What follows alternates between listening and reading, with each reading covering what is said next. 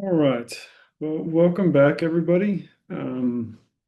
Happy to see everyone back here for day 7, day 2 of week 2 of our workshop here. Hope you've learned a lot so far.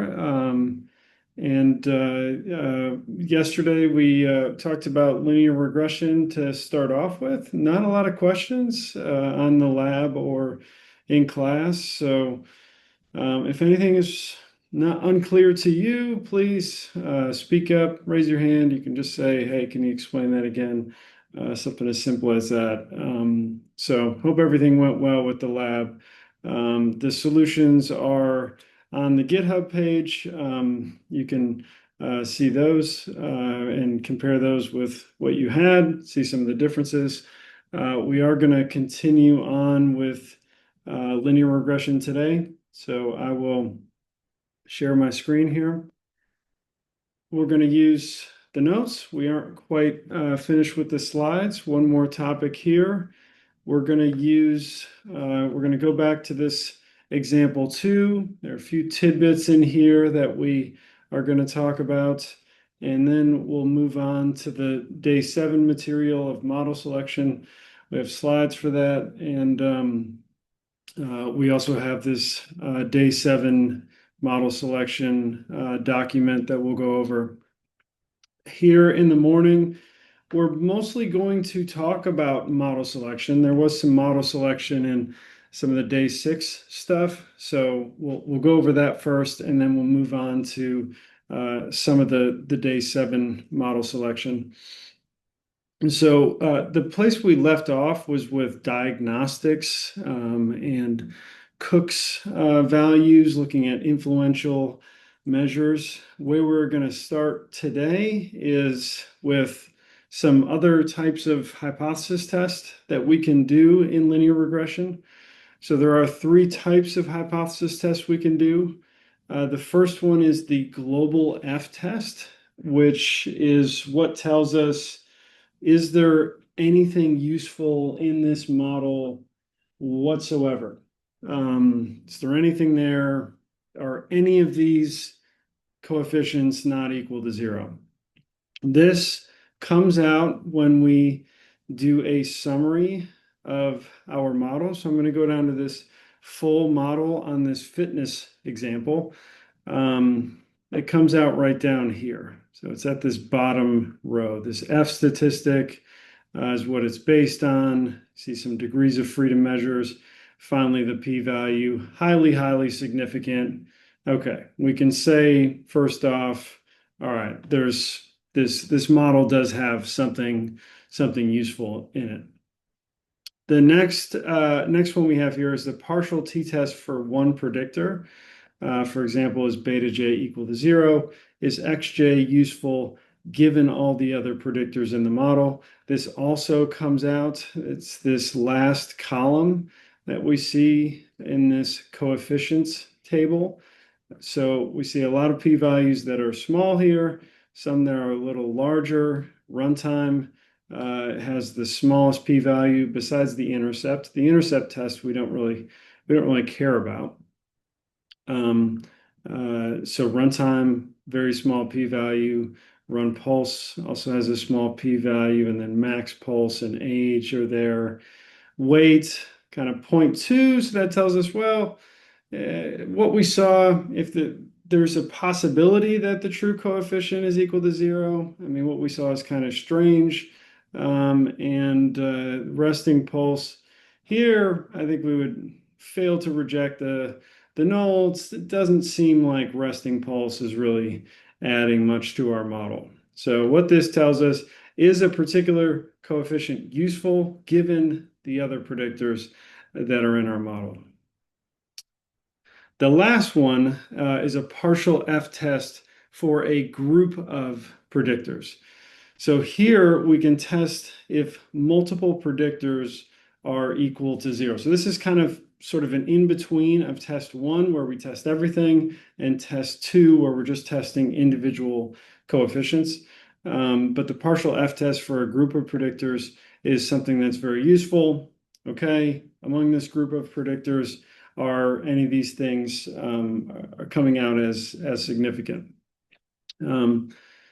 The partial t-test, we'll show we'll look at how to do the partial f-test in a little bit here.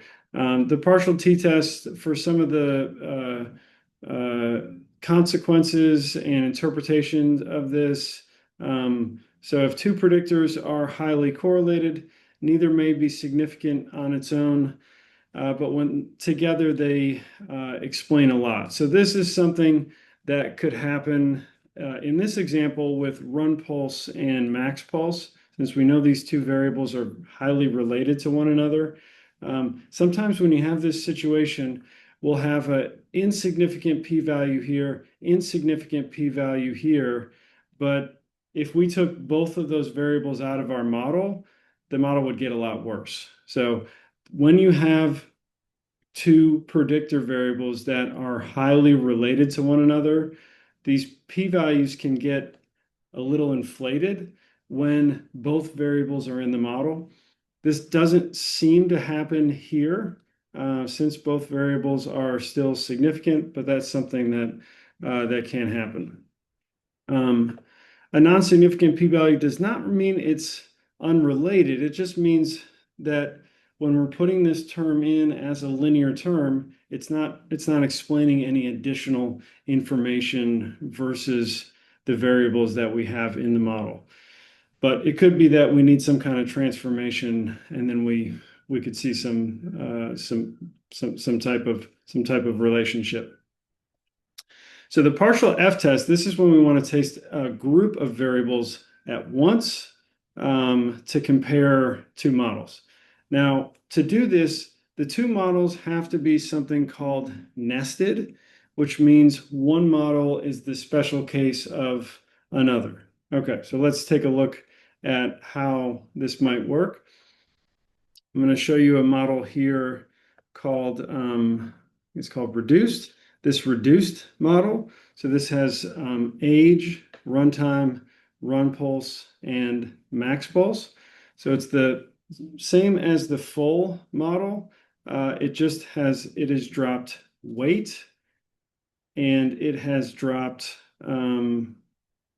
that's it. No. It dropped weight and what was the other one? Rest pulse. Okay, so this model does not have weight or resting pulse.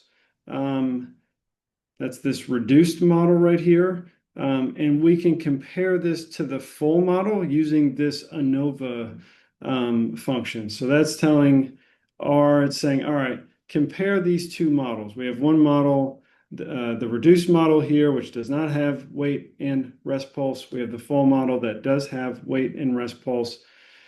Here's what we get out of the ANOVA. The non-significance here, so the p-value here is 0.4. That's a little on the high side. And what that tells us is that the reduced model is not significantly different from the full model. Okay, the reduced model is not significantly different from the full model. That means that we would prefer the reduced model. So we would prefer the smaller of these two models. I'll go over that again. So we have the reduced model here, age, runtime, and run pulse. I'll make the font a little bigger here so you don't have to squint your eyes. We have the full model, has age, weight, runtime, rest pulse, run pulse, and max pulse. It compares these two, and what it finds is that there's really not a significant difference between these two. Well, since there's not a significant difference between these two, we would prefer the smaller of these two models. Why would we prefer the smaller model? Well, we like models that are more simple. Models that are more simple are easier to interpret, and they are usually going to have better generalizability. That is something that's going to be a key consideration in the day 7 notes that we will continue on with. Similarly, we have an even smaller model here where we have age, runtime, run pulse. So here we've gotten rid of max pulse from the reduced model. Everything else is the same. And we see the p-value here is 0.05. Seems like there's maybe some difference between these two models. Not significant at that 0.05 level that we commonly use. So I think in this situation, we probably could use either one of these models, the one with max pulse or the one without max pulse. Here we'll move forward with the one without max pulse as our final model, and you can see the coefficients that we have here. The one with the most significant p-value is runtime. We see that each additional minute of runtime. So remember, this was a mile and a half.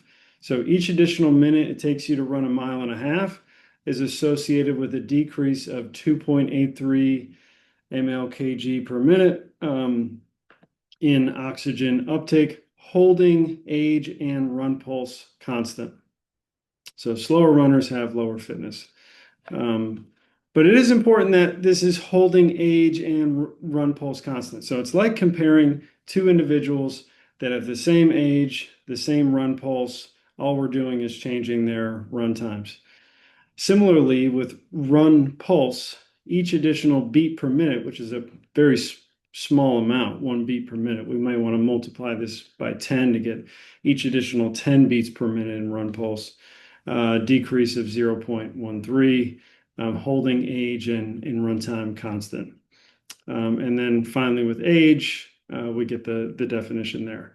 The R squared here is 81.1% of the variability is explained, which to me seems like a lot. 80% of the variability in this VO2 max variable is explained by just these three variables that we're putting in there. That seems to be that's pretty impressive. Okay, so one thing I mentioned about this ANOVA function, which is a very, very useful function in R, it's one of my favorites.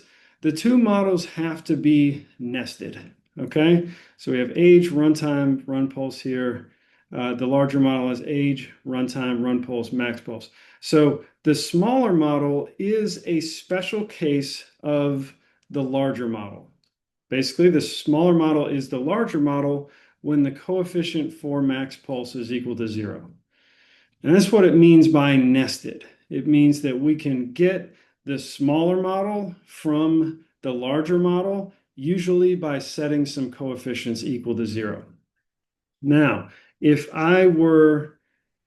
let's say I were to compare models 2 and 3. These models are not nested within one another. There's no way to get model 2 as a special case of model 3. Like, for example, if we make beta 2 equal to 0, we're just left with age in model 3, but then model 2 still has runtime in it. Now, model 1 is a special case of model 2. Model 1 is a special case of model 3.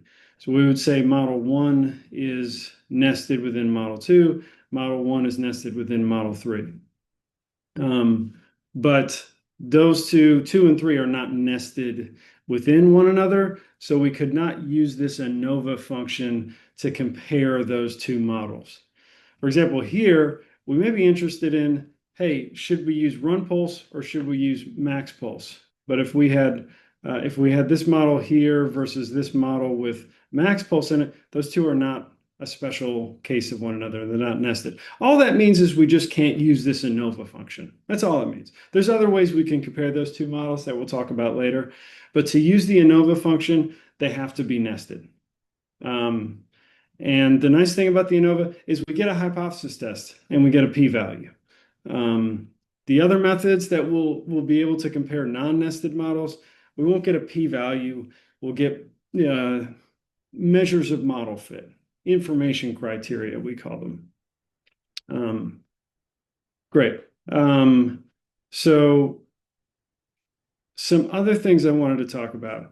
I wanted to look at some details from this final model, just this 3-variable final model. Confidence intervals, okay, we got confidence intervals for all the coefficients. We looked at the model diagnostics yesterday. And lastly, prediction intervals. How can we generate prediction intervals for new participants? We can generate predictions, we can generate confidence intervals, we can generate prediction intervals, okay? All three of those things. How do we do that? Well, first, here we're making a new data set which has the ages, the run times, and the run pulse that we would want to predict for. So we're saying there's some new participants here that we want to predict for. We're creating a new data set for them. Now, we could predict for the old data set. So we could just use the old data set and predict for him. This time, we're generating some new people. So we have a 45-year-old, 10-minute run time for 1.5 miles, pretty darn quick. Run pulse of 168. Second person, 50-year-old, run time of 11.5, run pulse of 175. Let's see what we get here. How we are going to do this is we are going to use the predict function. Okay, so this predict function is the main part of this. All the stuff below it is really, it's just window dressing. Okay, it's just window dressing. So you can really just put this, look at this predict function, and it'll give you all the details that we have right here. So how does this work? We use the predict function, we give it the final model. So this is the model that we want to predict from. We tell it who we want to predict for. So we give this function the new data. And then we're also telling it what type of interval we want them to give us back. Here I'm saying give us a confidence interval, not a prediction interval. So you can see the results down here. So the 45-year-old run time of 10, run pulse of 168. The predicted value of their VO2 max is about 50. Okay, that's a high VO2 max. And the confidence interval is about 49 to 51. Okay, now what that tells us is that, let's say we got 100, if we had the whole population of 45-year-olds with a runtime of 10, a run pulse of 68, we're 95% confident that the true predicted, the true VO2 max, the true average VO2 max from that group is between 49 and 51, basically, 95% confident. Similarly, if we have a ton of 50-year-olds, run time of 11.5, run pulse of 175, our predicted value is 43.5. We're 95% confident that the true mean, the true average for that group is between 42.3 and 44.7. Okay? Those are confidence intervals.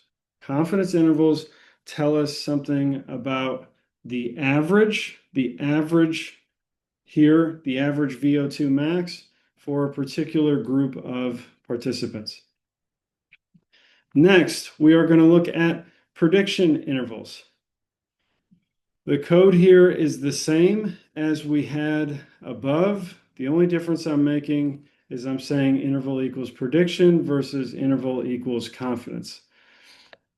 The data are the same, the fits are the same. Okay, so 49.9, 43.5, that's the same thing we get. What changes is the interval, and particularly here, we're going to see the width of the interval increase. Prediction intervals are usually substantially wider than confidence intervals, and that's because the interpretation of them is different. So up here, we found that we're 95% confident that the true average VO2 max for this group is in this interval. This down here, we're 95, we expect 95% of people with this covariate data, 45, runtime 10, run pulse 168. We think 95% of people with that covariate data are going to have VO2 maxes that are at least 44.8 and at most 55.1. So this gives us an interval where we expect new data to lie in. So this is not the average. This is actually picking up the observations for individuals with this covariate combination. So it's a lot wider than we saw for the confidence interval. So the confidence interval is the average, the prediction interval. This explains all people. So if we have a new person coming in the door and they're 45, runtime 10, run pulse 168, we're very confident, 95% sure that their VO2 max would be between 44.8 and 55.1. If it was more than that, it'd be, wow, this person has an exceptional VO2 max based on their age, runtime, and run pulse. If it's less than that, well, this person has a low VO2 max according to what we would expect by their age, runtime, and run pulse. So there's different interpretations between these confidence and prediction intervals. Number one, wanted to go over those. We talked about those yesterday, but and then how we get those, we use this predict function. We're going to use the predict function a lot.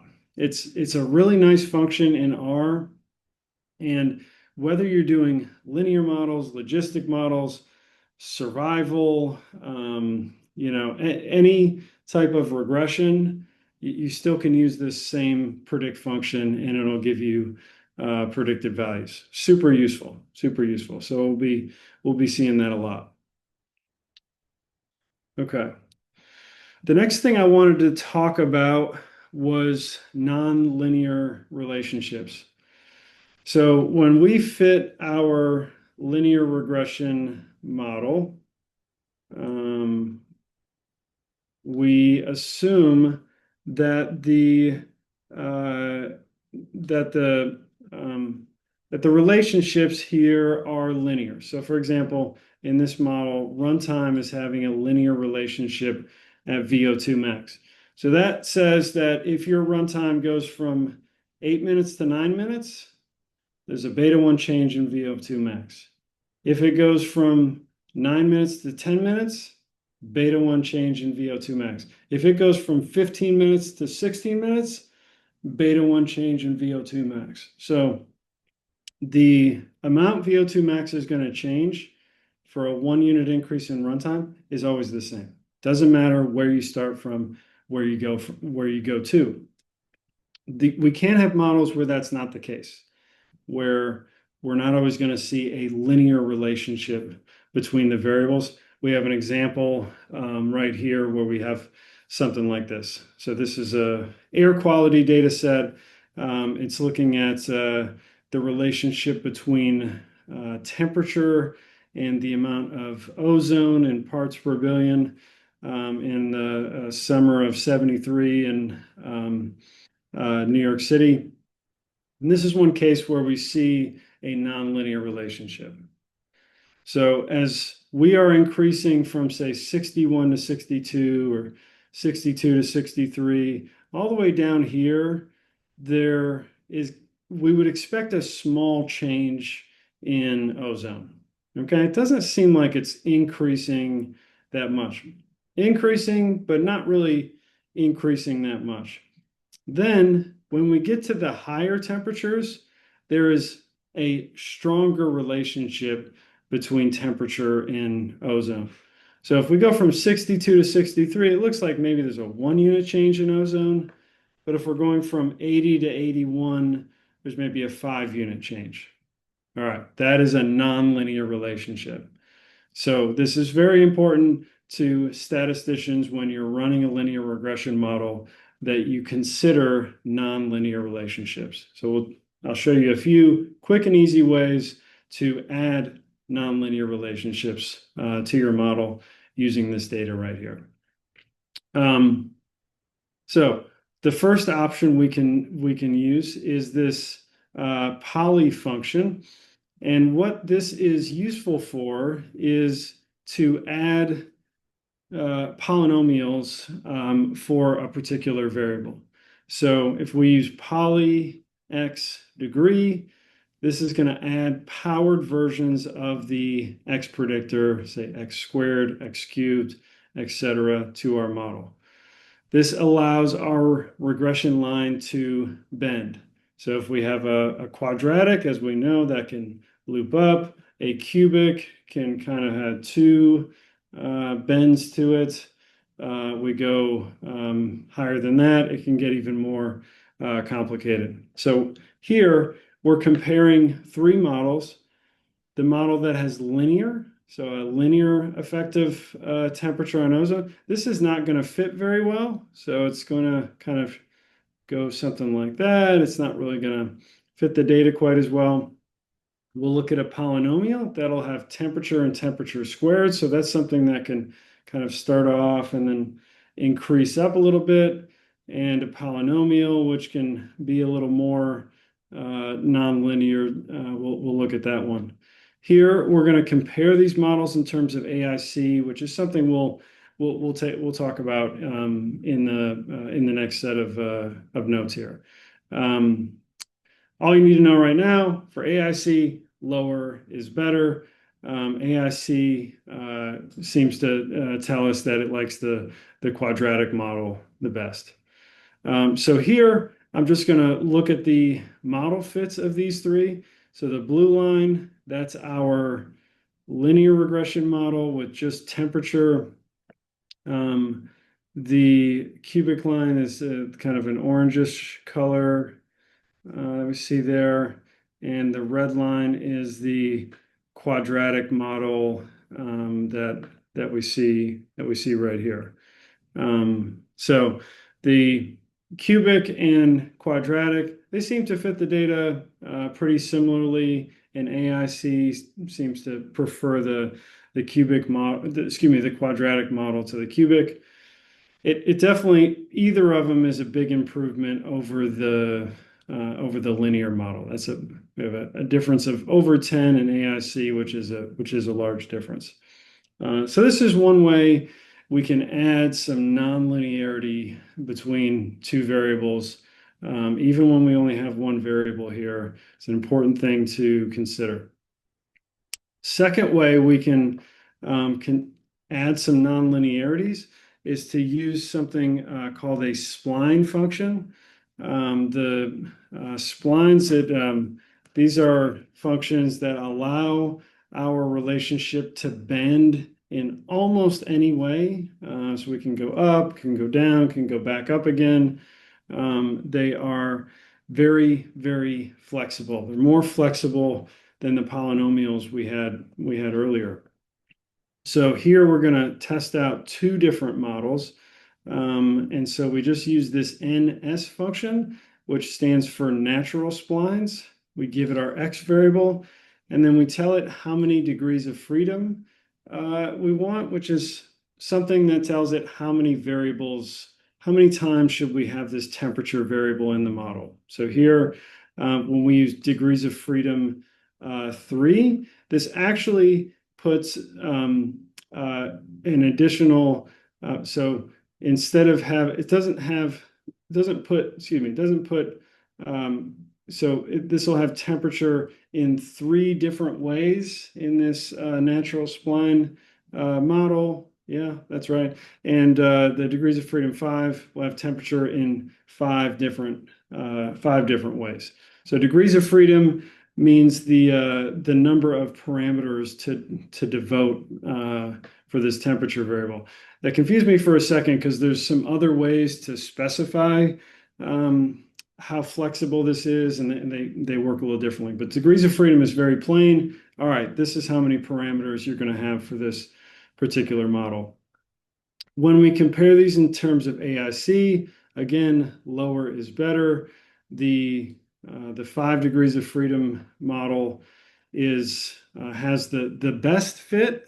It's not all that much better than the quadratic model. They're somewhat similar to one another. We can look at the fits here. We have the linear in blue, quadratic in red. The best fitting model is this orange one. So again, very flexible in terms of how it can control those nonlinearities. The purple one is the most flexible. It doesn't fit the data quite as well as the 3 degrees of freedom one. Yeah, so these give us some additional options where we can put nonlinear relationships between any of our predictor variables in our model. We can do this with multiple regression the same way.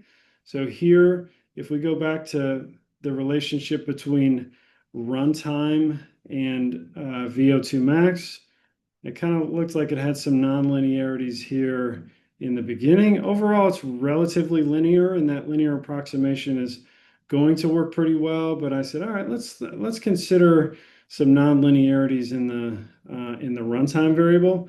So what this nonlinearity suggests is that as you're down here for the short runtimes, a 1 unit increase seems to be a little bit more meaningful than down here for the longer runtimes. But it's not a huge difference. But hey, wanted to try it out, so I said, all right, let's try a nonlinear spline for runtime with just 3 degrees of freedom. The spline version barely fits the data better. So we really don't see much of a difference in AIC. It does fit the data better, but to me, it doesn't meaningfully reduce the AIC. So I would keep the original model just with the linear runtime variable. So these are simple ways you can add nonlinear terms to your model. What are the downsides to these models? The interpretations are more difficult. So the relationship, say, between temperature and ozone in this nonlinear spline, you get some coefficients. There's 3 coefficients here for the nonlinear spline. What's the interpretation of those? Yeah, it's kind of difficult. So that is a challenge. Now the quadratic model, there we can still have some interpretation to the coefficients there. We won't go into the details, but we still can interpret when we have a quadratic or a cubic. The splines, they're a lot more flexible and you can just throw anything in there, but the interpretation of those is going to be an issue. Something I don't like about the cubic in this situation is that we know the ozone is going to start to go back up as we get down lower here. That's how cubic functions work. They go down and then they go up. Is that going to be a problem for us? Well, it tells us that once we get down to these lower temperatures, our predictions are probably not going to be as well. And certainly if we extrapolate anywhere beyond the edge of the data, that's not going to be great. But we see the spline model seems to do that as well. It kind of goes up. The only one that doesn't is this purple degrees of freedom 5 one. That one seems to obey the natural monotone behavior, probably the best out of these. So that's something you could consider as well. But nonlinear models, these are things that are very important to us statisticians. I think whenever we are doing linear regression, this is something that we are very careful about. We don't just throw variables into a model, assuming a linear relationship. We very commonly will test out these type of ideas where, hey, maybe let's try a spline, maybe let's try some polynomial terms, because it's hard to know. You could be missing something important, and you could be adding some biases to your model when you don't include those type of things. Okay, let's check the chat here. Any questions on any of that model fit type stuff? Okay. Yanan, thank you for the clarification there. Confidence versus prediction intervals. Tough thing to get quite right. Okay. Well, that is all we have on the day 6 stuff. So I'll go over to the day 7 HTML file. And then I'm going to open up the day 7 slides.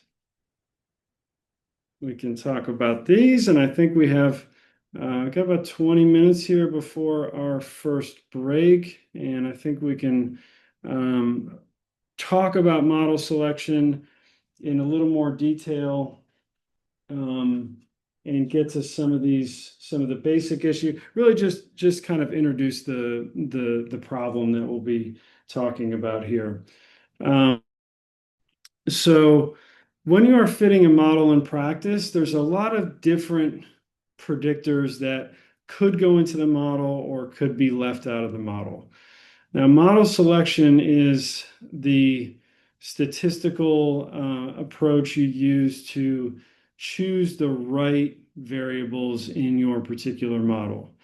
When we have too few predictors and we're missing important ones, that means there's some patterns that we don't have in our model, and we're doing something called underfitting the data. So there are patterns in the data that we don't have. That's what we call underfitting. When we have too many predictors, then we're not only fitting the true signal, but we're actually fitting the noise as well. That's called overfitting. And our goal in model selection is to balance these two. And that's what we'll talk about here. What do we mean by balancing these two, sort of the pros and cons of underfitting and overfitting. So let's say we go back to our Framingham data set. So we have a lot of variables in this data set. So let's say we're trying to predict systolic blood pressure. We have age, BMI, total cholesterol, cigarettes per day, glucose, diabetes.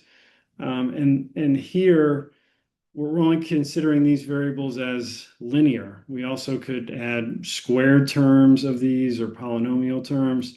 So there's a lot of things a lot of different models that we could end up with. What should we use? Well, we could include everything, but then some of the predictors, what they do is they start to explain the error term. So we have that little epsilon, that little error term, and that is basically measurement error. That's error that we cannot predict. But when we get a particular data set, sometimes you get a particular predictor is related to the error. And when we put it in, it's not explaining the true signal. It's not explaining the expected value. It's explaining the error instead. So that's a reason why we don't want to include all the variables. Also, correlated predictors inflate uncertainty. As we talked about with the max pulse and run pulse, when we have two predictors that are related to one another, things get a little messy. Interpretations get harder, and we end up getting more uncertainty with our model. More variables, harder to interpret. Remember, the interpretation of one of our beta coefficients is the expected change in y for a 1-unit increase in xj, holding all other variables constant. That gets harder to do the more variables we have. Holding, say, age and run pulse, okay, we can hold those constant. But when we're holding 10 different variables constant, what is that? It's really harder to interpret the beta coefficients that we have. So models with fewer predictors, they have some good quantities to them. Basically, all I'm saying here is that we don't want to include everything. We don't want to just dump everything in the model. That's not a good idea. Here's a graphical representation of underfitting versus overfitting. So in A, we see, all right, we have two variables, an X and a Y. We can see the data that we have. In B, well, if we just assumed the relationship between our X and Y was linear, we would end up with a terrible model, okay? Our predictions right here are too high. Our predictions in the middle are too low. And at the end, our predictions are too high again, right? This is This B here is a classic example of underfitting. Now in C, this model looks pretty good. For all the values of X, we have a relatively unbiased estimate of the mean going along here, going down. Now, it's a weird model. This is called a piecewise linear model, where we have one linear slope, two linear slopes, three linear slopes. But here, this is, in this toy example, this is the best approach that we have. So let's take a look at one point. So our point right here, okay, this is our estimate of the mean. We have one value that's higher, one value that's lower. We're not going to get, our model is not going to fit these data points exactly. Why is that? Well, because there's things like measurement error. Measurement error is not something you can repeat. So our model here is going to be the most generalizable to another population. D, this is when we are overfitting the data. And here all we've done is we've just connected the lines, okay? Now our estimate, our model, it not only has the true mean, but it has the error term in it. And the error term is not going to repeat. Next time we get the data, we're going to get different error terms. All right, this person's error was positive this time. That does not mean their error is going to be positive next time. Measurement error changes all the time. It's always just random. So in D here, we are overfitting. So these are the things that we want to balance. We don't want to underfit. We don't want to overfit. We want models where our predicted values are representative of the true mean for that particular X variable or variables. Again, so underfitting, have some important predictors left out of our model. Model's going to miss real patterns in the data. Predictions are going to be biased, like we see right here, biased predictions. For example, if we predict blood pressure from age alone, when BMI and smoking also matter. So we're going to have biases in our predictions for particular BMI by smoking groups. Okay, our predictions are always going to be too high or going to be too low. Overfitting. The model includes predictors that capture the noise, they capture the error, they don't capture the signal. They capture the signal also, but in addition to the signal, they capture the noise.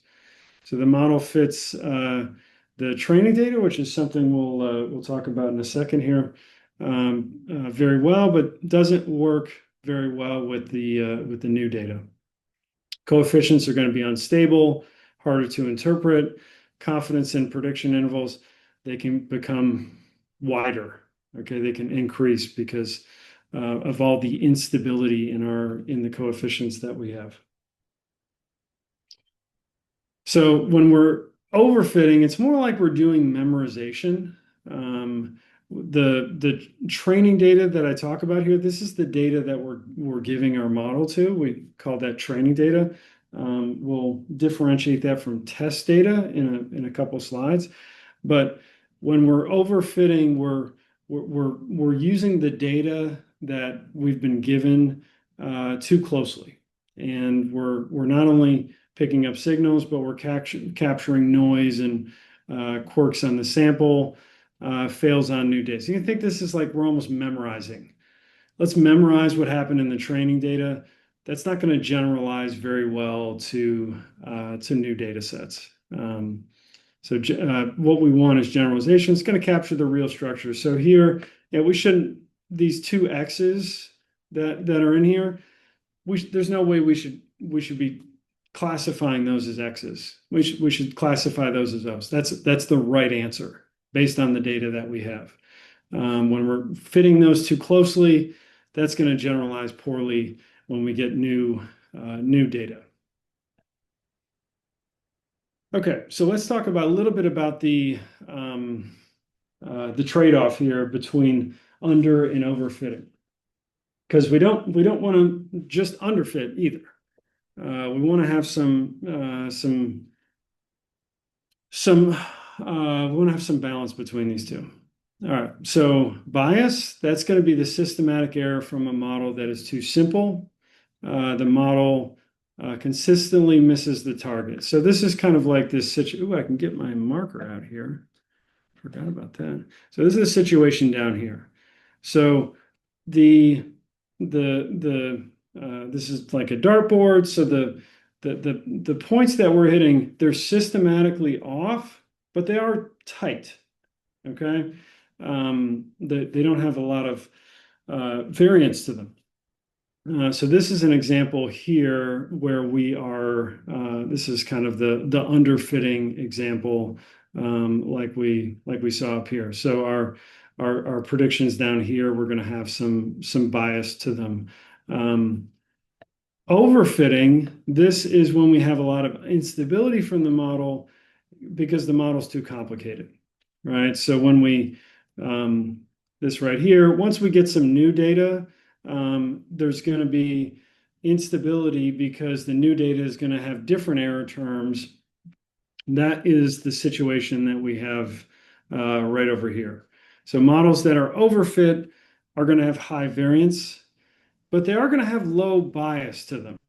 So we can see that this is hitting the bullseye on average. It's just spread out too far. Models with high bias and high variance, those are just bad models. So we'll hopefully stay away from that scenario. So we kind of want to find a balance between the high variance models and the high bias models, and hopefully get something that has low bias and low variance. That's really going to be the sweet spot. And that's going to be the one that generalizes the best to a new data set. Okay, so we'll talk about training data and test data, and then we'll take a break and we'll come back and we'll get to some of our model selection methods that we're going to use. Okay, training versus test data. So this is a concept that originally came out, was originally used in more engineering, machine learning type of field, where we'll take our data set and we're going to split it into a number of different groups. So, for example, our Framingham data set, we're going to take our whole Framingham data set and we're going to split it into, say, 2 groups. We can split it into 3 groups where we have training, validation, and test. But here, let's just talk about splitting it into training and test. What's the training data set? The training data set are the observations that we give to LM, and those are going to give us our beta coefficients. Okay, so those are the ones that are going to give us our estimates of our model. It's when we're going to fit the we're going to fit the model to the training data. The test data is not going to be used to estimate the model in any way. So this is going to be data that has been left aside. So we have our training data set. We use that to estimate our model that we have. And then we have another set of observations that the model did not see. And what we can do is we can use this test data set to estimate how good our model is. This is a nice way of, it's almost like we create another study. So we take the whole study we have and we split it in 2. So if we have 5,000 subjects in the Framingham data, maybe we take 4,000 as our training data, and then we take the remaining 1,000 for our test data. And this is a nice way to not only select models, but it's a good way to just get the idea of model selection and what the goal of model selection is. So as the model always looks better on the data it was trained on than new data. This is normal. So the beta estimates that we get on the training data, they were optimized for the training data. So when we apply those estimates to our test data, it's not going to work quite as well. The question is, how much worse does it get on the new data?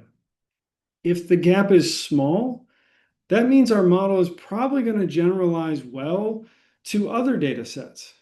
So it's how big the difference between, hey, how good did the model work on the training data? How good does it work on the test data? The difference between those two is going to give us some indication of how well this model will generalize to other data sets down the road. If there's a big difference between those, that means the model is probably overfitting and that it's not going to generalize well.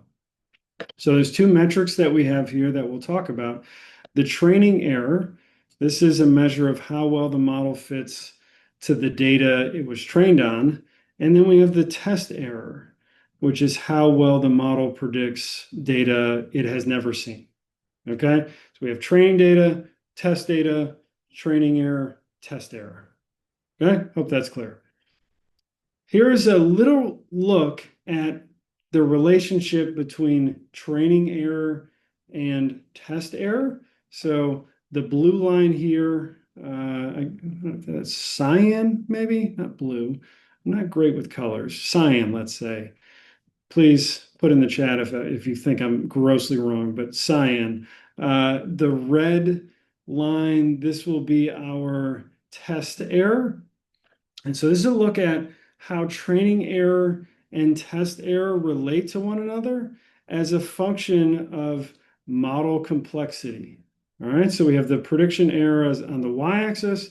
On the x-axis, we have how complex the model is. So you can kind of view this as we keep adding predictors as we go from left to right.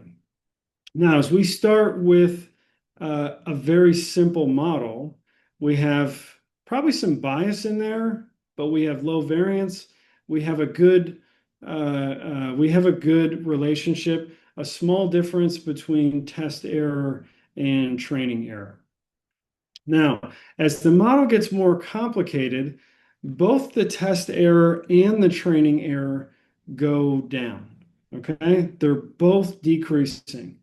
So this model, say, at this point down here, more complicated than the model all the way to the left, and it's going to have better training error. It's going to have better test error. Okay, and we still see a small difference between those two, an indication that the model is generalizing well.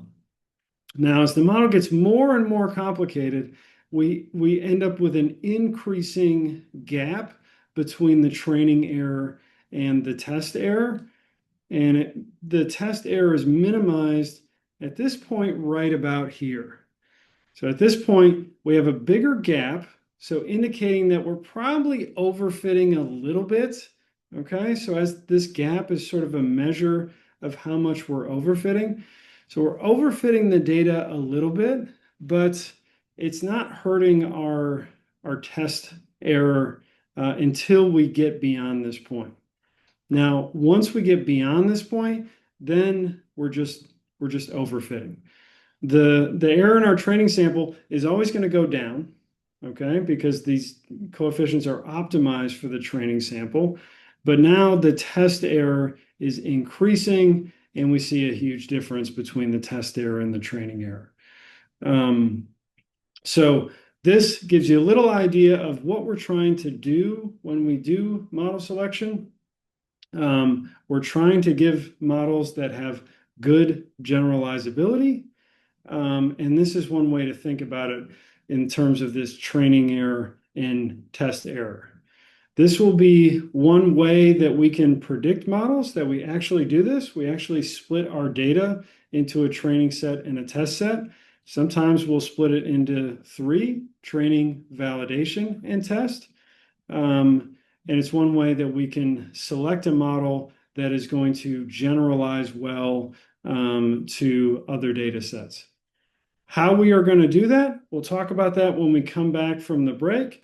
10:57 right now. Why don't we come back at 11:10 and we'll start by talking about approach one, AIC and BIC. We talked about this a little bit already in terms of how we can choose good models using these AIC and BIC criteria.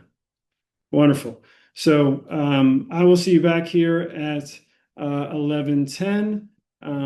If you have any questions, I will be here. Just let me know. I'll be happy to answer them. See you in a bit.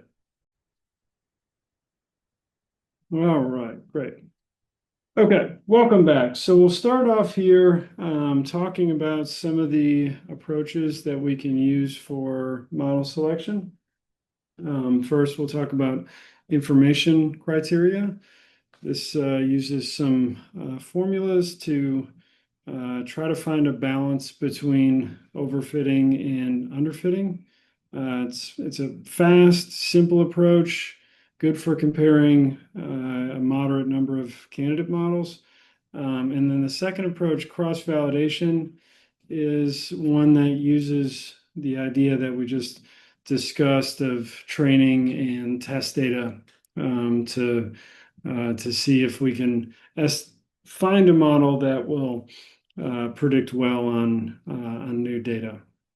Cross-validation is a difficult concept, so we'll go to that one second. So information criteria that we have. What's the idea behind those? So R squared is an information criteria. The problem with it is R squared always increases when you add a predictor to a model, even a useless one. It's never going to go down. So we can't use R squared to tell us what model is going to work best. For example, let's use this systolic blood pressure in the Framingham. So here I am fitting a number of different models. Model 1 just has age. Model 2 has age and BMI. Model 3 adds cholesterol. Model 4 adds cigarettes per day. Model 5 adds glucose. Model 6 adds diabetes. So I have these 6 models that we're going to take a look at. I'm going to get the R squared from each of these models. This is what we can use to get R squared. Use the summary of the model, $R squared. So this is going to create that. And then I am feeding this just to get a plot of it. So we can see that with the first model, R squared is about 0.15. The second model, which adds BMI, increases quite a bit and then increases some more. 3 to 4 stays relatively flat, but it still increases a little bit, then increases some, and then increases just a tiny bit. So the R squared is always going to go up,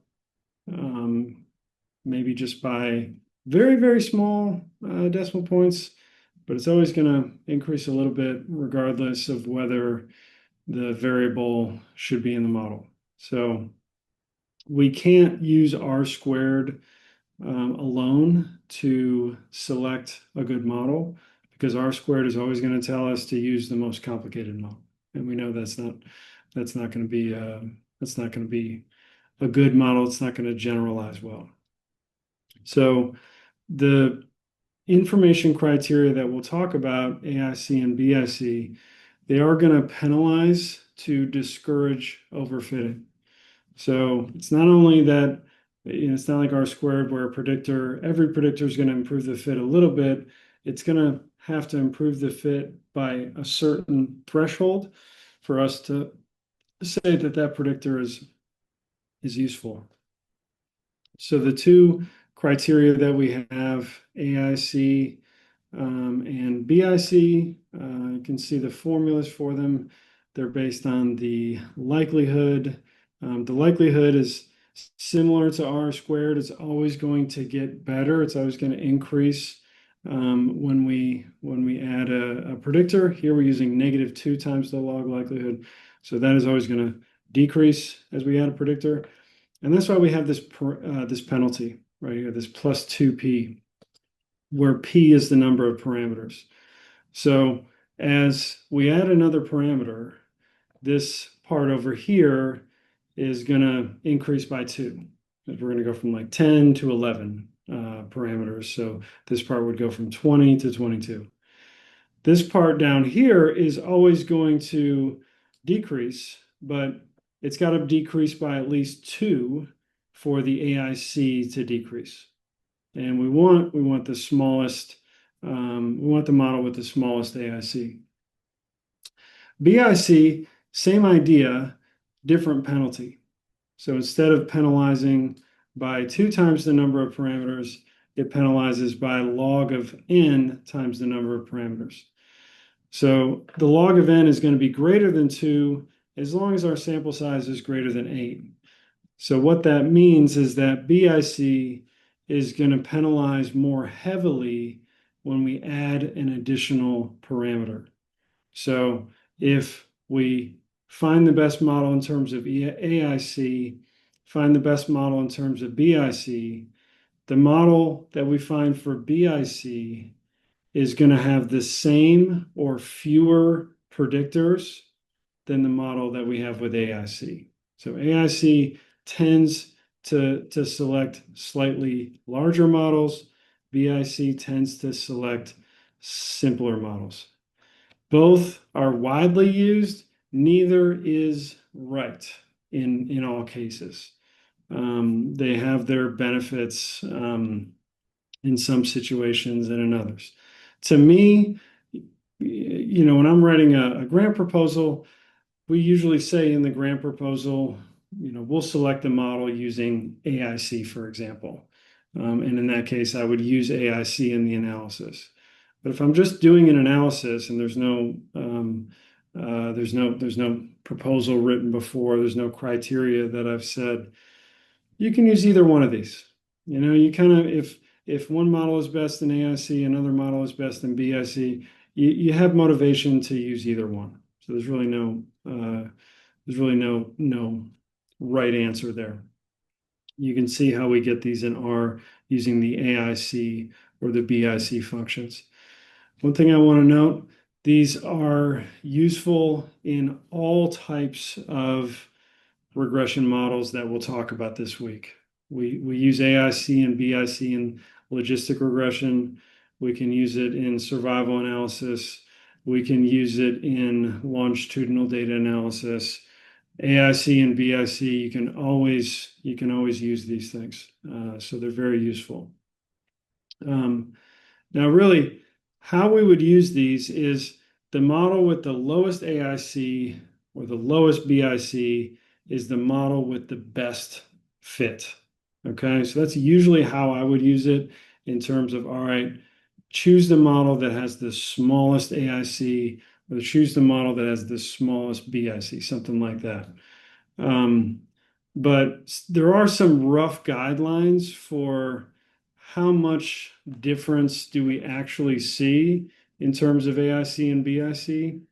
And I introduced this because I realize it's not just about model fit, okay? Interpretation, for example, is going to play a role. So when we did that last model of the morning, go all the way down to the end here. So we had this model with age, runtime, and run pulse. That's the final model here. And then we have this spline model where we have this spline around runtime, where runtime can have this nonlinearity to it. We saw that, yeah, the spline model fit better, very small difference in AIC. I would still go with the final model here. Why? Because it has easier interpretations.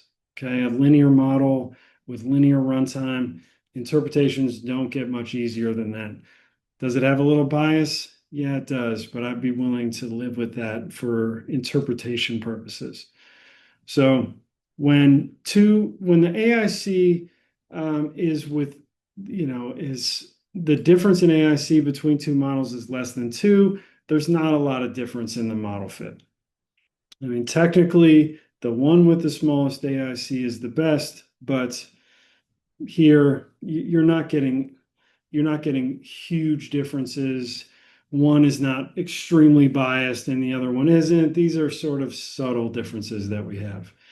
When we get to the 2 to 10 range, okay, then we have some evidence that the lower AIC model, there's going to be some differences there. So one could have biases where one does not, one's overfitting where the other one isn't, that kind of thing. If it's over 10, okay, then we have some very strong evidence for the lower AIC model. So when we did this ozone temperature model, the linear model AIC was 1067. For the nonlinear models, 1056. So a 10-unit difference in AIC. Wow, that's really something here. And that's the case because this is not a linear relationship. So there clearly are some nonlinearities there. We're seeing a notable difference in AIC when we fit those two models. If they do have similar AIC, I would usually prefer the simple one, and this is the sort of the principle of parsimony. So all things being equal, kind of choose the simpler explanation. I think I heard somebody quote that somewhere. Very important. AIC and BIC can only compare models fit to the same data. Never compare across different data sets or different outcome variables. Where this is going to come into play is when you have missing data. So if you add weight to the model, say, and weight is missing on 3 subjects, we can no longer compare AIC and BIC because they have different numbers of subjects. So R is good about that. So when we use that ANOVA function, it makes sure the data are the same. But when you're not using that ANOVA function, you can get some differences there. Another thing is if you have a transformation in your Y variable, so let's say we're doing systolic blood pressure, and we have one model where systolic blood pressure is our outcome. We have another model where we have the log transform of systolic blood pressure. In that situation, we don't want to compare AIC across those two because the outcome variables are different. Okay, that's another situation where we don't want to use these, but these are useful in a lot of situations. So let's go back to our example here. So here we'll look at AIC and BIC for the 6 models that we had up above, which age, BMI, total cholesterol, cigarettes per day, glucose, and diabetes, adding those variables in order. And if we look at AIC, we would go down here. Smaller is going to be better. So the best model in terms of AIC is going to be this model 5 that has 7 predictors in it. So it's going to be this one here where we have age, BMI, total cholesterol, cigarettes per day, and glucose. BIC, let's go down here. Is it going to find the same one? Yeah. So BIC found the same one here. Yeah. So BIC also likes the model with 7 variables, 7 degrees of freedom, model 5. So, and this is just so here's looking at the differences between those. So if we're comparing model 5 with any of the models before it, model 4, 3, 2, and 1, we're seeing very large differences in AIC. Pretty small difference between model 5 and model 6, but model 5 has fewer predictors and model 5 has a better AIC, so we would select model 5 there. If we flopped the AIC for models 4 and 6, then maybe we would select the model 4 one, because they're less than 2 units different, and model 4 would be simpler, but that's not the case. And here's just a plot looking at those two together.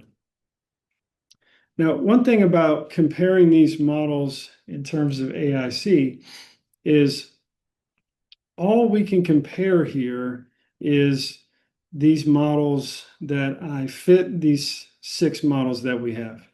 Now, it could be that the best model has the first 3 variables and then has glucose in it. Now, that model isn't here. I didn't fit that model, so that's not something that we could take a look at. Or it could be that it's maybe age, BMI, and glucose are the ones that matter. Again, that's not a model that we can look at because I didn't fit this model. So how do we make sure that we've looked at all the right approaches? Well, there's actually a very simple way of doing this, which is called stepwise selection. Now, this function is going to, the aim of it is to find the model that has the best AIC. It starts with a model, and then it is going to iteratively add or remove predictors one step at a time that most improve the AIC. There's 3 ways you can do this. First one is forward. This one starts with an empty model. So a model that has no predictor variables. And it says, what variable is the best variable to add in terms of improving the AIC? Okay, let's select that variable and let's put it in there.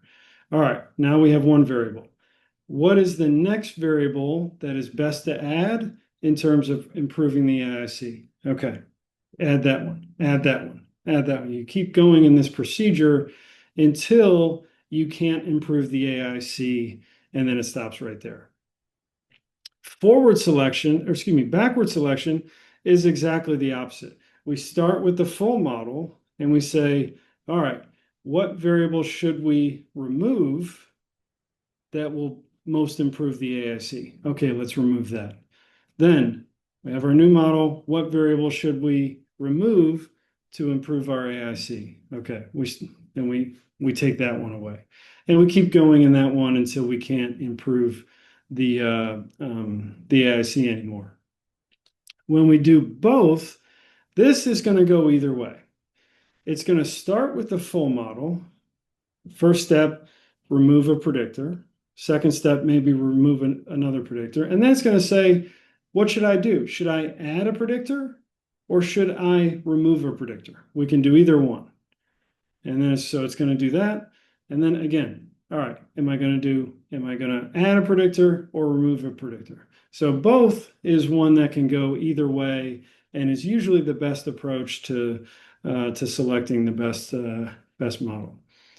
Let's take a look at how this will work. So this is this step function here. How this works is we will fit the full model, which has all the variables in it. Just look at the summary here. We've seen that before. And then the step function, we are going to give it the full model. We're going to say direction equals both. Trace equals 1. This is going to show us the results at every step. So at every step, it's going to tell us, okay, how much better, what's going on, what are we adding, what are we subtracting? All right, let's take a look at the results here.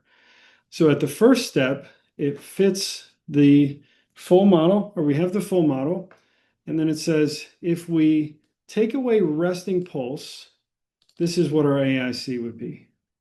If we don't do anything, this is what our AIC would be. If we take away weight, this is what our AIC would be. If we take away max pulse, this is what our AIC would be, so on and so forth. So this is where we are. we do nothing. Lower AIC means better fit. So the only one that is improving our model fit here is removing resting pulse. If we remove resting pulse, our AIC is going to decrease by about 2 points. And there's really nothing else we can do at that point to improve the model. So that's what we do. Okay, removes resting pulse. At the next step, all right, now this is our full model here. And it's saying, okay, if we do nothing, this is our AIC. If we take away weight, our AIC would increase, but just a little bit, honestly. This is going to find the best AIC, but we might want to look back at that and say, maybe we could remove weight as well. You can see what would happen if we added resting pulse. Of course, that would just take us back to the beginning, taking away max pulse, so on and so forth. The algorithm stops here because doing nothing is the best move in terms of the AIC we get. So in terms of this step function, the final model we get is going to have age, weight, runtime, run pulse, and max pulse. And we see we've seen this model before. Okay, here's a situation where we're doing forward. So here the null model that has nothing, we're going to fit that. That's what we're going to give the scope function, the step function. We're using the scope argument. That's where we tell it, all right, what is the smallest model? That's the null model. What's the largest model? That's the full model. Direction equals forward. I'm saying trace equals 0. So that tells it not to give us all the output and everything. Here, this is very similar. Here we're using the backwards. If you wanted to try that. And here we're just printing out all the results, and they all find the same. They all find the same model. The order of the variables here is different, but they all have the same 5 variables in terms. So the forward, the backwards, the stepwise, they all find the same thing here. That's not always going to be the case. ANOVA, this is something that we looked at before, so we don't need to go over that. Okay. Okay, so this is a nice way. These are called automated model selection automated model selection procedures. They're a good way to get down to really a manageable number of models pretty quickly. Why is this important? Well, if we have 10 predictors, there's over 1,000 models that we could try. If we have 20 predictors, there's over 1 million. And this is not even including nonlinearity. So automated model selection is a good way to do this when we have a lot of different variables that we could possibly include in our model. A lot of statisticians will turn their nose up, get a little snooty at these automated model selection procedures, but overall, I think they work relatively well. Some of the issues that the stepwise or any of these procedures will have, it doesn't guarantee finding the globally best model.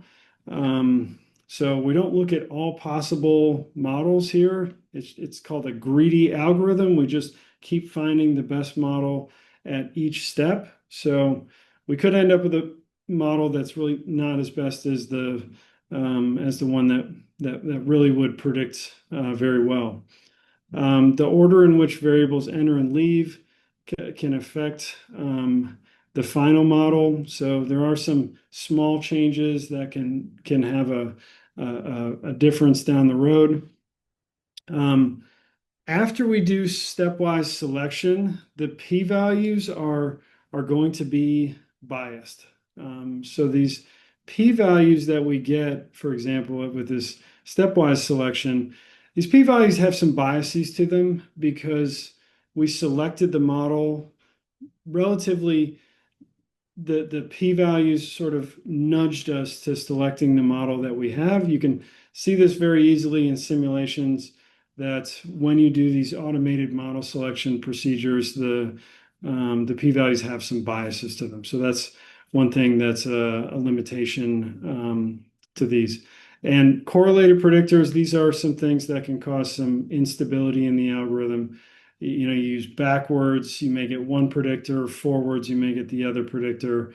It can cause some instability in terms of having a model that is generalizable. So it's a good starting point. And like I said, it can kind of get you down to a manageable number of models.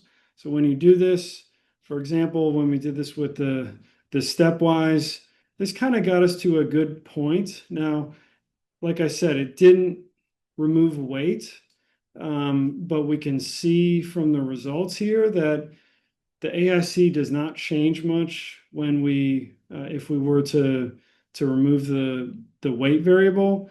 So that's something then, okay, we can use our domain knowledge or have some idea of what we really should be looking at. Let's make a decision on this weight variable. So kind of got us down to a low number of models just plugging the function in there works very quickly. Okay, so the next idea we are going to talk about is cross-validation. So this is going to come back to the training and test set that we talked about earlier, and it's going to use that idea to actually find try to find the best model under a number of candidate models. So cross-validation is, instead of using the formula that we showed for AIC and BIC, it's actually going to predict for new data, and we're going to choose the model that predicts for new data the best. The idea here is that if we have unlimited data, we could fit the model on one data set and test it on a completely separate data set. Here, we don't have unlimited data, so we use something called cross-validation, which simulates this idea of having unlimited data by rotating what the test data set is. So let's talk about this training and test set, review this. We have the training data set, which is going to be larger than the test data set. For example, we may have 80% of the data, which is the training, 20%, which is the test. To create these, we will randomly sample people. So if we have 1,000 individuals, we'll randomly sample 80% of them. Put that random sample in the training, we'll put the rest of them in the test. We fit the model on the training data set. We get the training error. That's always going to be optimistic. So it's always going to look a little better than it actually is. Then we have the test error. And this is our indication of how well the model actually works on new data. So it's more a better estimate of an error that will actually generalize to a different sample, a different population. So one problem with this, so what we could do here is we could, all right, we have, let's split it into, so if the Framingham data is about 5,000, randomly select 4,000, that's our training set. The rest of the people are our test set. All those models that we had, we could fit them all on our training set, predict for the test set, and say, all right, well, which one has the lowest prediction error? Which one has the lowest test error? So the problem with that is the results may depend on which observations end up in which group.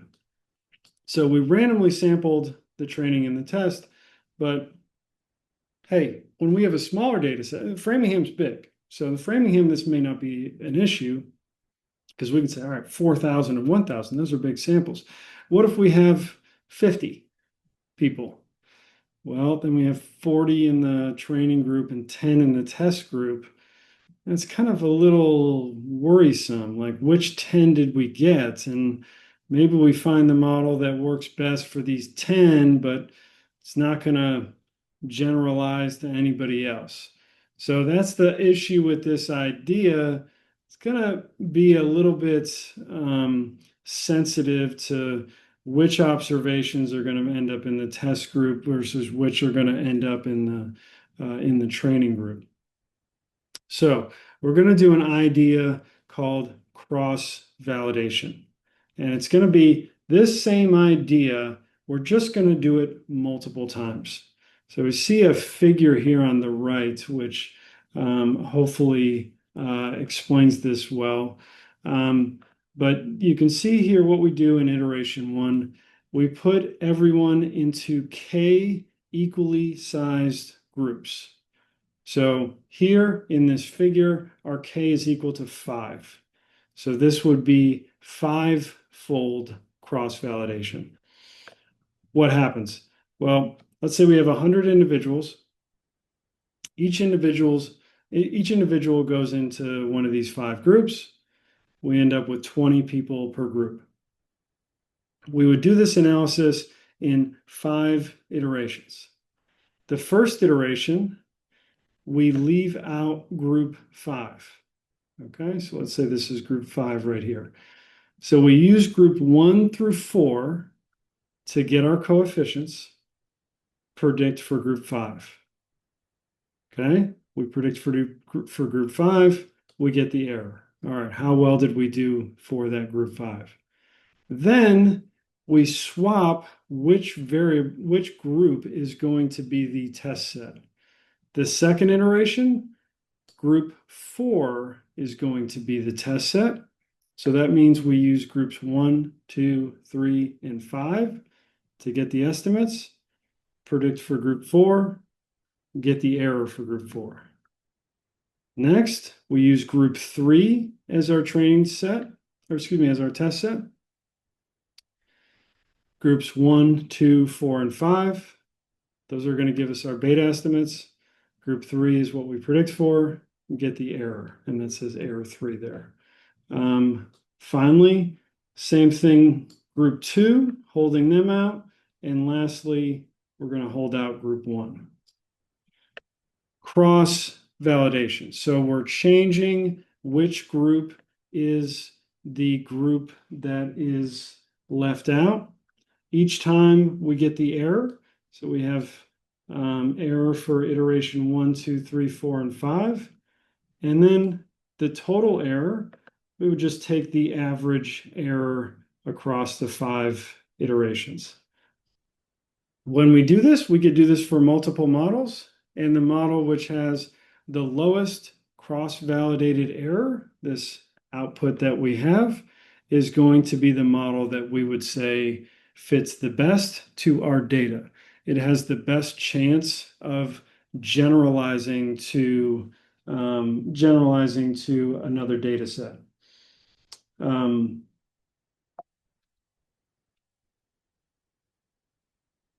So for linear regression, what do we choose? What is our error? Mostly, we're going to use mean squared error. So for that test data set, we have the true values, we have their predicted values, we square them, add them up, divide by n. Okay, mean squared error. A lot of times we report this as the root mean squared error, where we just take the square root of that. Mean squared error is kind of like a variance. It's kind of like the variance of the errors. So root mean squared error is kind of like the standard deviation of the errors, and that has the same units of y. Another one you can use is mean absolute error. So instead of squaring, you take the absolute value. It's going to be less sensitive to outliers. But whatever measure we choose, the model with the lowest cross-validated error is the one that we are going to prefer. Okay, how are we going to do this in R? Seems like a complicated procedure. How are we going to do all this? Well, let's take a look. Okay. So first thing I'm going to do is I'm going to set up the the groups. So we're going to do five-fold cross-validation. And what we are going to do is we're going to give everyone in the Framingham data set, they're all going to be put into a group. So looks like we have maybe 3,800 people in our data set. So when we split them into five groups, it's either 170, or excuse me, 761 or 760. But this is we create a new variable called fold, and this is created using the sample function. And that's just going to randomly sample from the vector that we give it. So the vector we give it is going to be 1 through k n times. So it's going to go 1 through k, 1 through k, 1 through k, 1 through k until we get up to the sample size. And this sample function is just randomly sampling from that vector. And here we see how many we get in each group. So we end up with an even amount in each group. Groups 4 and 5 have one less because the sample size was not evenly divisible by 5, but that's not a big deal. Okay, so now we have our groups. So every observation has been put into a group. That's great. All right. So the next thing we're going to do here, we are going to use a function to do cross-validation. There are some built-in R functions that we can use. We'll see those below. But I wanted you to see the actual function just to give you an idea of what's actually happening, because it's pretty simple what's happening. So how this function is going to work, it's going to be called CV underscore MSE for cross-validated mean squared error. We give it the formula. So that is the regression formula, the model that we want to test. We're going to give it the data, and we're telling it what fold cross-validation we're going to use. So here we're going to use five-fold cross-validation.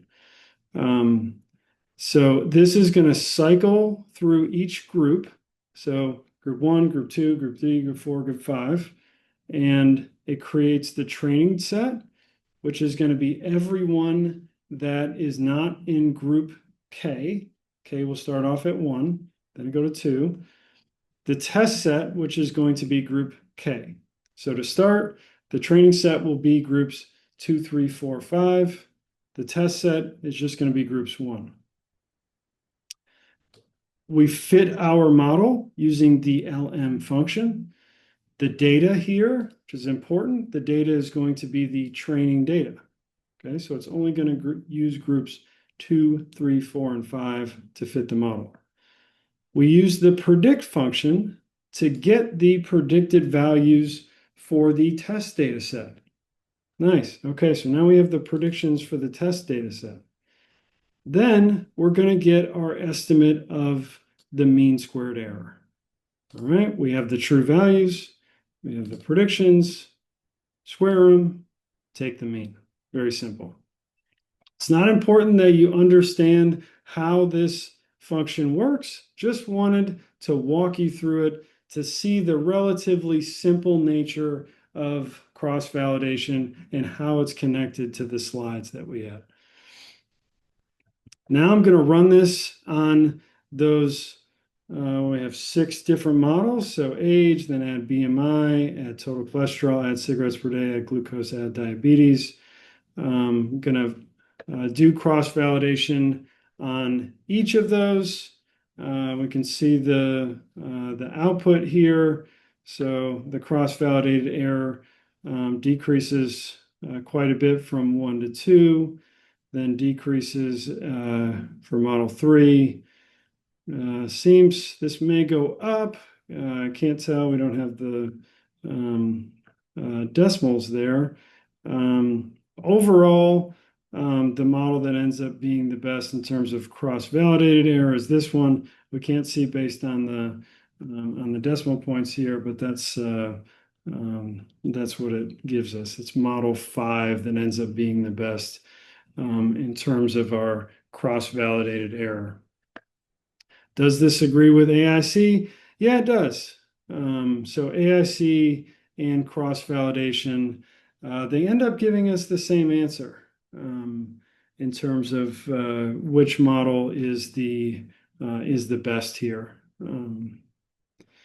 So there are some simpler ways to do cross-validation in terms of coding. So previously we had that function that we did. There's some fancier ways that we can do this using the rsample, which is a package particularly that is built to do cross-validation in situations like this. The code here, very similar to what we had before. You give it a model, it can give you the cross-validated error to it. Great. So some of the main points, some of the things I want to hit with model selection, some of the issues. First off, we can't use R square to select a good model. R square is always going to go up when we add a predictor, even a useless one. So AIC, BIC, adjusted R squared, this is something that we can use. So that is something that comes out of the model fit. We could use that as well. Adjusted R squared right here. So adjusted R squared can be used. AIC and BIC, we can use cross-validation too. Some other issues. Data leakage. If information from the test set influences how you build the model, your error estimate will be too optimistic. This is something we're going to talk a little bit more on Thursday. Challenging issue, but one that is so important in today's age. We see a lot of impacts of data leakage on some of the models that have been released to the public. This idea of training and test. This is something I want you to take away from this. Training error is going to be biased. Okay, how good you do on the data set that you give it is going to be optimistic. Okay, so never report the training error as an estimate of how good a model actually is, because it's going to have some optimistic tendencies to it. Test error or cross-validated error is what we would want to rely on. After we do stepwise selection, this is one of the methods we talk about. The p-values are going to be biased downwards. Okay, so they're going to be significant more than they should. You can show this in simulations.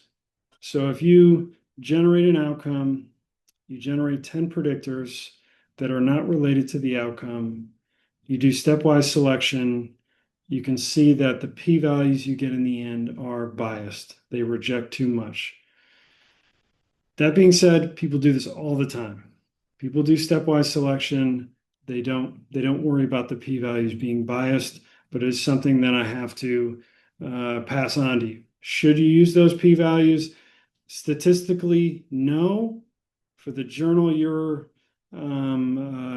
submitting to, I can't answer that. So talk to your mentors, see if they think these things are big issues. Overfitting. So this is an important concept from today. A lot of times we are going to, you can have models that are overfit to the data. Overfitting can happen with cross-validation too. And that's why we had that training validation test idea. If we try hundreds of models and we get the one with the best test error, then we can be overfitting to the test error. So we can get some biases there. As I said, it's a complicated area. A lot of these things, I won't get a chance to go through all these. A a lot of these things have happened in practice. For example, the Google flu trends 2008 to 2014, the idea was to predict US influenza levels by mining the billions of Google search queries. It was very successful early on. It looked like, based on historical data, this algorithm could predict the influenza very, very accurately. So what happened? Well, this was publicized. Okay, people heard, hey, there's this Google flu trends idea that does a good job to predict the how much flu we currently have, how many people currently have the flu, and how many people are going to have the flu the next week, the next 2 weeks. Then the model went wrong. It over predicted for 2013 based on 140%. Why did it? Well, maybe because people were searching for Google flu trends because they had heard about this idea, and that sort of messed up the data that this was based on. So possibly that was it. But the lesson, the model fit great on past data, doesn't mean it's going to guarantee to predict the future. We have to continuously validate the models that we are using. This is a very interesting one. So chest X-ray classifiers. So deep learning models reported over 95% accuracy distinguishing COVID pneumonia from normal lungs. This one is ridiculous, honestly. The problem here, the training data set mixed adult COVID images with pediatric controls. And I don't know how they didn't see that this was going to be a problem. But basically, all the people that had COVID were old, and all the people without were young. So the model learned to distinguish adults from children. It didn't learn to distinguish COVID from healthy. And then, instead of 95% accuracy, when they actually used it on real data, accuracy dropped to near chance. So it was about 50, it was about right 50% of the time. So these are things that we want to try to avoid when we're building good models. We don't want to we want to look for these artifacts in the data set. Machine learning models are very smart, okay? And in this situation, we didn't tell it, hey, you have to predict based on COVID. We just told it you have to predict right. So it's going to figure out how to predict right. So in this case, how to predict right was to just tell, all right, is this a child or is this an adult? So pretty ridiculous when you think about it. There's a lot of situations, like that. So what are the key themes? These models fit well on training data, but they failed catastrophically on new data sets. Some of the spurious patterns and confounders are common, certainly confounders in that adult-child situation that the models can figure out. It can figure out how to predict right, may not be using good sense when it's doing so. It's just trying to predict these things right. Internal validation is necessary, but not sufficient. We usually need external data sets, but the idea of internal validation through cross-validation is a good step in the right direction. But there are some bigger questions that we need to consider when we do this kind of thing. Whenever we're doing a model, scientific questions should be the one driving the analysis. So a statistically selected model that makes no biologic sense is really not all that useful. So we want to be your domain knowledge. We want to put that in there when we are building these models, when we're considering what variables consider. And in the end, when we're deciding between a few models, yeah, let's use some domain expertise. I think that's what tells us. A few takeaways from today. Take a look at those. We'll come back. It's 12 o'clock now. We'll come back at 1. We'll talk about the lab that we are going to do today. Feel free to open that up, start to get things going, see if you have any questions. And if you do, you can let me know. I'll have my camera off, but I'll have the mic on. And if I'm not here, I'm sure either Yanan or Elena will be here to answer the questions that you have. So have a nice lunch, and I will see you back here in about an hour. I'm going to share my screen here so we can talk about what you'll be working on for the afternoon. Have the day 7 lab model selection and cross-validation opened up. Start off, we're going to use the Framingham data for this particular question. And you can see here that when we're reading in the Framingham data, we're getting rid of a lot of NAs to start with. And one of the reasons why it's important to do this is because we need to have a data set. We don't want our data set to change from one model to another. So for example, let's say there's some NAs in systolic blood pressure here when we're trying to predict total cholesterol. If there are, this last model down at the bottom would have a different sample size than the first 2 models. When they're a different sample size, we can't use AIC or BIC to compare those two. So it's important that we have this part here in the beginning to where we get to a data set that has all the variables that we're interested in.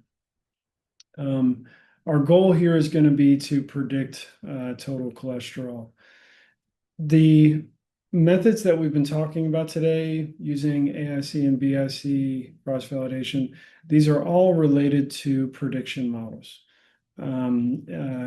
Tomorrow, when we talk about logistic regression, we're going to talk about the other side of things when we're interested in one particular variable and we want to adjust for other things. We'll talk about those more tomorrow. We're going to talk about them in the context of logistic regression, but they'll pass over to what we do with linear regression here. But here we're talking about more prediction models. So for example, one thing we want to do here, we're going to look at 3 different models, one small, one medium, and then one large, has a lot of predictors in it. We can compare these in terms of AIC, which AIC actually likes the largest model the best. BIC also likes the largest model the best. We could also do stepwise selection. Here we're giving it the largest model. We're saying both, where it's going to start with backwards and then possibly go with forwards. We see the final model that we end up with. Let's compare this to the large model. So they both have age, they both have BMI, they both have male, female, systolic blood pressure, diastolic blood pressure, cigarettes per day. The stepwise one does not have glucose. They both have heart rate. Stepwise one does not have current smoker. So the stepwise one took out current smoker and glucose from the large model. And when we compare these in terms of AIC, it seems like the stepwise one is a better fit. Okay, now we've kind of lowered this down to a small number of possible models. We have a small model, a medium model, a stepwise model, and a large model.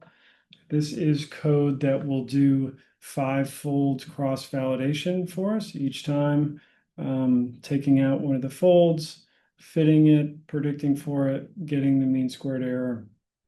And then we can see those results down here. So the stepwise one ends up being the best in terms of the cross-validated mean squared error and AIC. Then for our final model, the stepwise model, we want to look at the regression diagnostics here. Okay, here we want to see some not much pattern. We want to see basically a mean of 0. Maybe some indication that we're a little biased in the beginning and in the end, which is an indication we may need a quadratic term in our model. We also have some outliers here for sure. And this is because some people have very large values of the of cholesterol. So the normality is definitely questionable, but we have a large sample size, so we're not going to be too worried about that. The variance appears to be relatively equal, so that's good. So our model diagnostics are looking okay. The most worrisome is that our predictions are a little too high here, a little too high here. So an indication we probably need a squared term for one of these variables that we have in here. So that's something we can explore. Okay, so you're going to do this on your own. We're only going to focus on exercise 5 today, which is going to be sort of the full work through. The outcome that you are going to use is diastolic blood pressure, so different from what we've been using in the morning, and we're going to apply complete workflow. First thing we're going to do is we're going to check the variable form using pivot longer and facet wrap. How do we do that? We need to go back to the day 6 portion. We did this for example 2, the fitness example, where we plotted the pattern of each variable by the predictor with a lowest smoother. So you're going to do that. The code is very similar, just going to change the data set. You're going to change the variables, the X variables that you're plotting. You're going to change the Y variable. And of course, you can change the labels and everything. How it's going to look when you're done is something a little bit like this. So this is what I got for the relationship between each predictor and the diastolic blood pressure outcome that we are going to use. Which predictors show a clear relationship? So we're not going to use all these predictors in our full model. Only use those that show a clear relationship. For example, when we look at this, I would say cigarettes per day does not seem to show much of a relationship. BMI, I would say yes. Glucose, probably no. Heart rate, probably no. Systolic blood pressure, definitely. We know systolic and diastolic blood pressure are going to be highly related. Total cholesterol, I would say yes. Age, kind of on the fence on. I think there are some differences here, so I would probably be more inclusive. So for myself, I would probably say, all right, age, BMI, systolic blood pressure, and total cholesterol. Those are the ones I would keep moving forward. Maybe heart rate, if you want to get crazy. Then you're going to use those in your full model, plus you're going to add male and current smoker as categorical predictors. Question part C, going to use step, okay? Stepwise selection, similar to what we did above. Step D, cross-validation. You're going to include the full model, the stepwise model, and a small model of your choosing using cross-fold validation. What small model? Well, I'm going to use the output of the stepwise function to try to give me some indication of what's another model that I could choose. The model I want to here, probably something that's smaller than the one that the stepwise chooses. We're going to look at cross-validated mean squared error, similar to what we did above. Then diagnostics, run some diagnostics, see if there's any major concerns.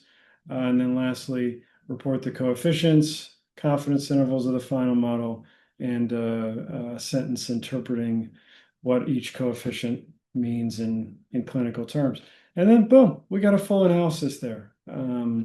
We've done all we can do. We've looked at the forms, run a full model, we've cross-validated, we've found a good model, done the diagnostics, and we've interpreted everything's off, all the coefficients. So give this a shot. I will be here. Yanan will be here. Elena will be here if you have any questions. Remember, you have to do to get our coveted certificate. You have to do 4 of the 5 labs and hand those in to email those to Elena at the end of the day. So if you have any questions, unmute yourself. You can share your screen, do whatever. We'll figure out how to help you out. All right. Good luck.